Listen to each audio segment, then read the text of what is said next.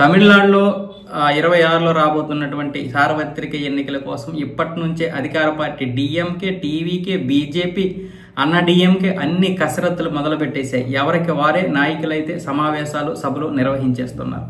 అందులో భాగంగా బీజేపీ రాష్ట్ర అధ్యక్షుడు నైనార్ నాగేంద్రన్ అయితే ఒక సమావేశంలో మాట్లాడుతూ డిఎంకే పార్టీ ఖచ్చితంగా అన్ని నియోజకవర్గాల్లో గెలుస్తుంది. 234 నియోజకవర్గాల్లో కూడా బలమైనటువంటి ఓటు బ్యాంక్ అయితే సంపాదించింది. పైగా డిఎంకే పార్టీతో ప్రజలందరూ విసిగిపోయారు.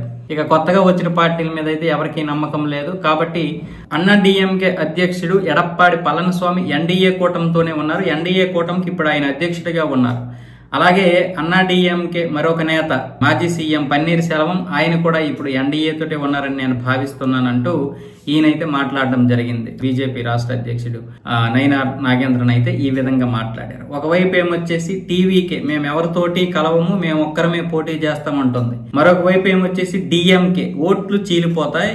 ఎందుకంటే ఇప్పుడు అన్నా డిఎంకే, టీవీకే, డిఎంకే ఇవన్నీ సపరేట్ గా నిల్చోవడం వల్ల అది ఓట్లు చీలిపోతే అది డిఎంకేకే నష్టం లేదా టీవీకేకి నష్టం. టీవీకే, డిఎంకే రెండు రావాల్సినటువంటి ఓట్లే అటు సగం ఇటు సగం పడిపోతే అటు బీజేపీ గెలుస్తుంది. దానివల్ల ఈ విజయ్ని కలవడానికి అనేక విధాలుగా ప్రయత్నాలు చేస్తుంది డిఎంకే. కానీ విజయ్ అయితే మాత్రం సొంతంగానే పోటీ చేస్తాను అంటున్నాడు. మరి